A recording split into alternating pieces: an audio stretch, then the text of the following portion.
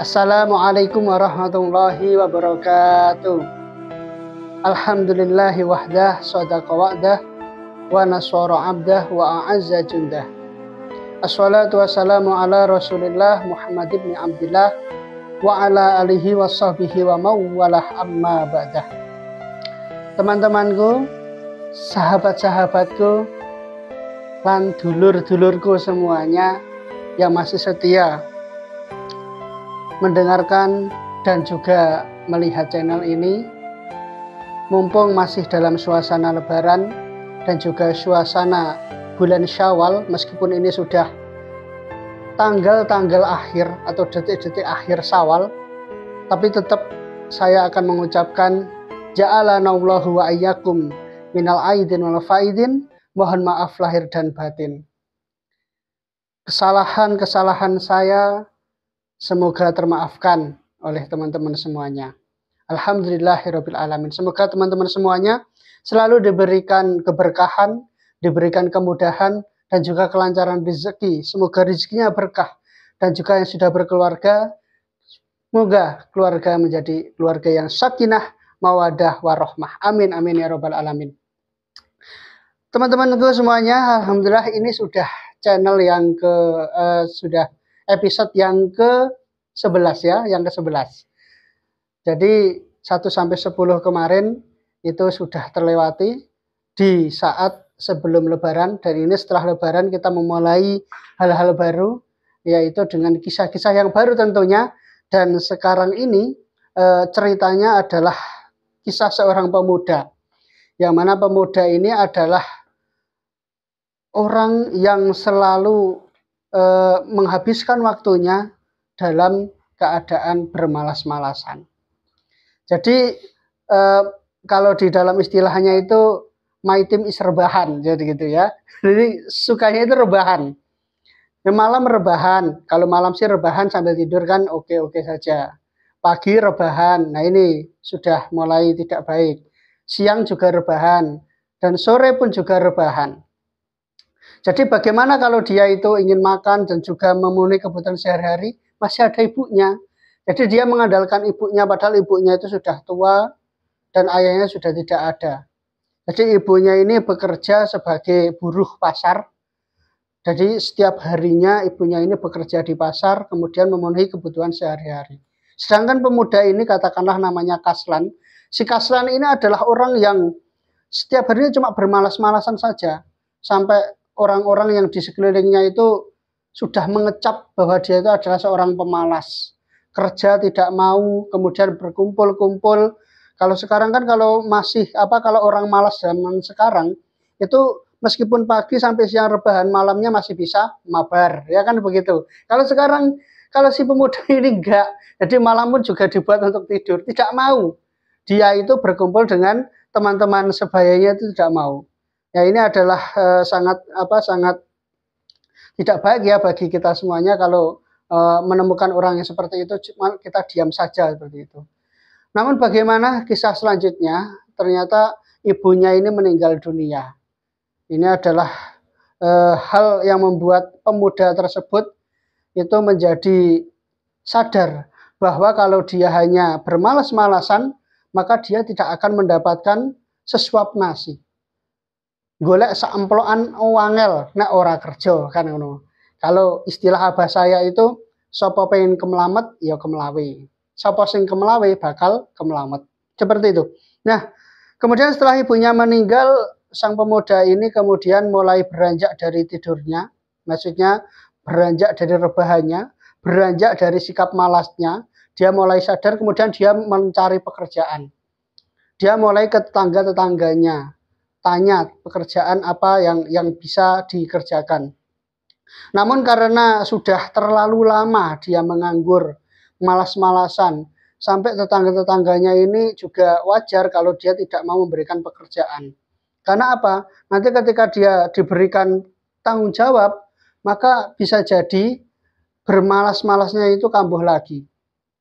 Jangankan orang yang malas seperti itu ya. Sekarang saja di Indonesia, ijazah S1, bahkan ijazahnya S2, itu pun kadang tidak relevan dan tidak sinkron dengan apa yang yang dipelajari.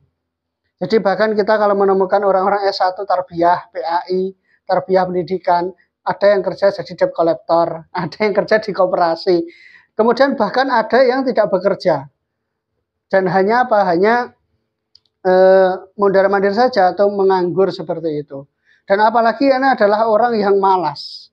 Nah, kemudian dia bertanya dengan teman-temannya. Dia mencoba untuk menghubungi teman-temannya untuk bekerja, untuk apa? Agar dia itu bisa survive, bisa makan untuk sehari-hari dan memenuhi kebutuhannya. Walhasil dia mempunyai satu teman, yaitu teman lama.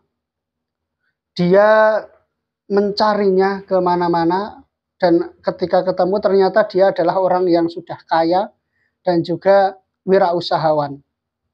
Setelah disewani atau didatangi, temanku, aku ini adalah si Kaslan. Apa kamu masih ingat? Oh ya, saya masih ingat sekali. Bahkan kalau kabar kamu itu saya juga tahu. Kalau kamu setiap hari malas-malasan. Mau apa kamu kesini, Kaslan? Ya beginilah. Ibu saya kan sudah nggak ada, jadi saya itu di rumah sendirian, tidak punya pekerjaan. Saya pengen tahu sih, bagaimana sih kamu kok bisa menjadi orang kaya seperti ini? Saya kalau bekerja itu sudah nggak ada yang percaya sama saya. Saya jadi seperti kamu saja, menjadi seorang pengusaha. Wah gampang, kita mulai dari nol. Yang penting kita rajin mulai usaha tersebut. Tapi kemudian saya juga selain memulai usaha, saya juga yaitu juga sowan kepada seorang syekh yang berbaju warna putih dan juga tinggalnya di dalam gua. Wah, apakah itu bisa dicari? Bisa. Apakah masih hidup? Masih bisa. Masih hidup orangnya. Mana alamatnya? Aku ingin ke sana. Ya, silakan. Setelah pemuda tersebut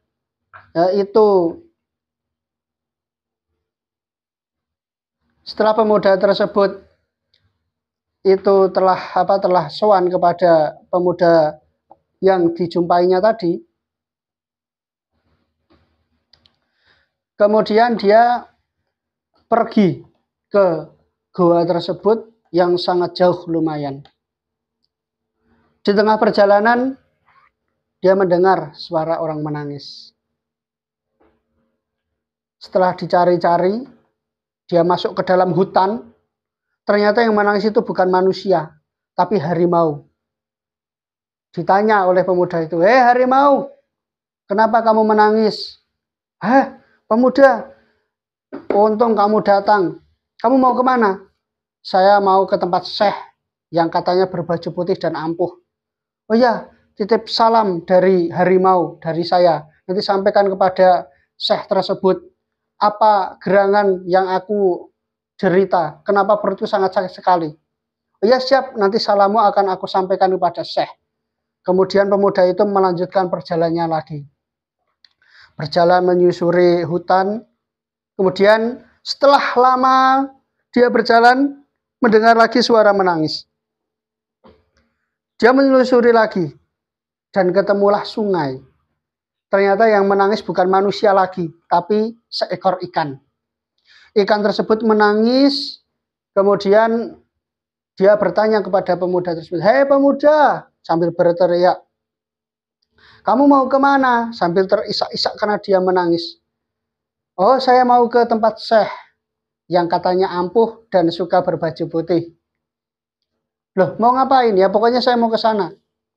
"Ya titip salam saja ya kepada syekh tersebut, dan juga tanyakan, kenapa kok tenggorokan saya sakit sekali? Ada apa gerangan dengan tenggorokan saya?" "Oh ya, nanti saya akan sampaikan salammu dan aku akan mengatakan kepadanya apa yang kamu derita." "Siap, terima kasih. Oke, saya berjalan dulu ya." "Oke." Kemudian pemuda ini berjalan lagi, terus menyusuri sungai. Nah, setelah sungainya habis, dia menyusuri hutan lagi. Dia bertemu dengan pohon. Akhirnya dia mendengar lagi suara tangisan lagi. Ini suaranya lebih keras dari yang tadi. Tadi harimau, kemudian ikan, ini lebih keras lagi. Ternyata setelah ditelusuri, Ini adalah tangisan pohon apel. Dia menangis jadi-jadinya. Satu pohon itu menangis. Kemudian dia bertanya kepada pemuda tersebut ketika lewat. Hei pemuda, kamu mau kemana? Aku mau ketemu dengan Syekh yang bajunya putih, kemudian katanya ampuh. Oke ya, titip salam ya untuk Syekh. Kemudian nanti setelah titip salam, tolong tanyakan, kenapa kok aku tidak pernah berbuah? Ada apa gerangan dengan pohon dengan saya ini? Oh ya, siap. Akan saya sampaikan salammu dan akan aku tanyakan apa gerangan yang kamu derita. Terima kasih. Pemuda tersebut sudah melewati banyak jalan yang sangat panjang sekali. Kemudian setelah sampai ke dalam gua, dia mencari Syekh tersebut. Ternyata Syekh itu sudah tahu kedatangan pemuda. Hei Kaslan, kamu ini adalah pemalas. Sini. Loh Syekh, kok kamu sudah tahu? Kok Anda sudah tahu kalau saya datang ke sini? Ya jelas tahu toh. Wong saya ini adalah orang ampuh kok. Ini gimana kamu datang ke sini mau ngapain? Ya beginilah Syekh, saya ini hidup sebatang kara sekarang. Kemudian gak punya pekerjaan. Ya susah, mau makan nasi aja sulit. Lah, ibu kamu kemana? Ibu saya sudah meninggal, Syekh. Jadinya saya hidup sendiri. Saya pengen berusaha, punya usaha seperti teman saya itu. Oh ya, tadi itu kamu kesini lewat mana? Saya lewat sini, Syekh. Terus kamu ketemu sama apa saja? Yang pertama, saya bertemu dengan harimau. Oh, harimau. Ya, bagaimana harimau tersebut? Ya, harimau itu tadi titip salam saya kepada Syekh. Kemudian apa yang dia derita? Oh, yang dia derita itu adalah kelaparan. Dia itu cuma lapar. Jadi harus ada daging yang siap untuk dimakan. Oh, begitu. Ya udah nanti kamu sampaikan pada harimau tersebut. Terus kemudian ketemu apa lagi? Oh ya, ketemu ikan saya tadi. Di sungai ketemu ikan. Nawangi saya tadi ikannya. Terus dia mengatakan, apa yang saya derita? Oh, ikan tadi itu di dalam tenggorokannya, kenapa dia sakit? Itu karena ada berliannya. Jadi kalau kamu ambil itu kalau kamu ambil berliannya itu nanti akan dijual itu sangat mahal sekali. Oh, gitu ya, Syekh. Iya. Terus apa lagi? Yaitu pohon apel, Syekh. Tadi pohon apel itu juga nangis, Syekh. Kenapa kok dia tidak berbuah selama ini? Oh, di dalam pohon apel tersebut, di bawah akarnya itu ada terpendam harta karun. Banyak sekali harta karunnya. Kalau tadi satu berlian di dalam tenggorokan ikan, ini berliannya berjuta-juta keping di dalam harta karun tersebut. Oh, begitu ya, Syekh. Iya. Ya udah, sekarang gini aja kamu, Kaslan. Kamu segera pulang dan temui mereka. Maka kamu akan menjadi orang kaya. Wah, si pemuda ini sudah semangat sekali untuk pulang dan segera pulang. Apa kata saya tadi? Silahkan kamu segera pulang dan temui mereka, maka akan kamu segera kaya. Pemuda ini lari langsung menuju ke mana? Ke pohon tadi. Pohon yang sedang menangis, kemudian menunggu kedatangan pemuda tadi. Hei pemuda, apa kamu sudah sampai kepada Syekh? Sudah. Apa yang terjadi dengan diriku ini? Kenapa aku tidak berbuah? Pohon, kamu itu di bawahnya ada harta karun yang sangat banyak sekali. Makanya akar-akar itu tidak bisa menyerap dengan baik dan tidak berbuah. Ya udah kalau gitu tolong akulah pemuda. Tolong kamu gali, kemudian nanti kalau harta karunnya ketemu, itu buat kamu semuanya. Oh, tidak bisa. Saya ini sudah disuruh saya untuk segera pulang agar menjadi orang kaya. Hei pemuda, tolong dong, jangan seperti itu. Enggak mau, saya mau segera pulang. Akhirnya pemuda itu langsung pergi lagi. Oh, dasar goblok pemuda tadi. Karena saking malasnya gitu loh maksudnya. Kemudian dia bertemu dengan ikan. Hai pemuda, alhamdulillah kamu datang ke sini. Ada apa dengan tenggorokanku ini? Kata Syekh, tenggorokanmu itu ada berliannya. Oh ya, kalau gitu tolong dong aku ke situ, kemudian kamu ambil berlian ini di tenggorokanku. Ya udah nanti kalau dapat berliannya ini untuk kamu saja, aku nggak butuh seperti itu. Kemudian sang pemuda, oh maaf, saya sudah disuruh Syekh untuk segera pulang, karena saya akan menjadi orang kaya. Jadi saya tidak ada waktu untuk menolongmu. Hei pemuda, ayo dong, tolong aku dong, jangan seperti itu. Oh nggak bisa, aku akan segera pulang. Kemudian pemuda itu lari lagi dan bertemu dengan harimau. Kemudian harimau mengatakan, hei pemuda, akhirnya kamu datang juga setelah lama aku menunggumu. Ada pesan apa dari si Syekh tadi? Oh ya, ada pesan bahwa kamu itu sebenarnya cuma kelaparan saja. Jadi harus ada daging yang sudah siap santap untuk kamu makan. Ya udah kalau gitu tolong aku. Tolong apa? Tolong carikan daging dong di pasar. Nanti akan aku makan. Loh nggak bisa dong, saya sudah mau pulang ini. Saya disuruh Syekh untuk segera pulang dan saya akan menjadi orang kaya. Wah, bagaimana ini kamu? Kamu ini suruh menolong saja nggak mau. Namanya manusia kan harusnya tolong menolong. Tapi kan saya tidak bisa. Saya harus segera pulang. Si harimau tadi ini marah kepada pemuda tersebut. Kemudian mengejar. Si pemuda ini lari tunggang langgang. Karena melihat harimau tadi sangat marah. Kemudian lari tersebut sampai ketemu jurang. Nah, sampai jurang si pemuda tadi itu sudah pasrah. Kemudian dia berdoa, ya Allah, lindungilah aku ya Allah. Ada harimau yang mau makan aku. Aku masih muda, masih ingin bekerja dan masih ingin punya usaha ya Allah. Nah, setelah berdoa tersebut, harimau itu juga di depannya. Kemudian si harimau tidak langsung menerkam, tapi dia juga menengadahkan doa. Dan juga lama sekali doanya. Akhirnya si pemuda tadi bertanya kepada harimau, hei harimau, aku berdoa untuk minta perlindungan. Kenapa engkau juga berdoa untuk minta perlindungan? Enggak, saya ini berdoa. Tapi doa apa? Doa Allahumma barik lana fi ma razaqtana wa qina adzabannar. Akhirnya harimau itu makan si pemuda tadi. Yaudah teman-temanku semuanya, ini adalah akibat dari kemalasan si pemuda tersebut. Jadi sangat malang nasibnya.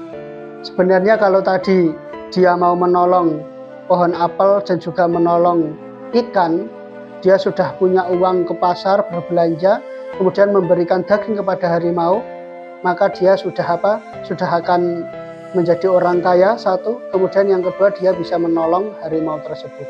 Tapi ternyata karena saking malasnya, dia tidak mau berbuat apa-apa. Teman-temanku semuanya, dulur-dulurku semuanya, terima kasih telah menyaksikan channel ini. Tadi agak tersendat di tengah-tengah, tapi yang penting di akhirnya kita tetap bisa menikmati channel ini. Oke, terima kasih dari saya, semoga bermanfaat. Wassalamualaikum warahmatullahi wabarakatuh.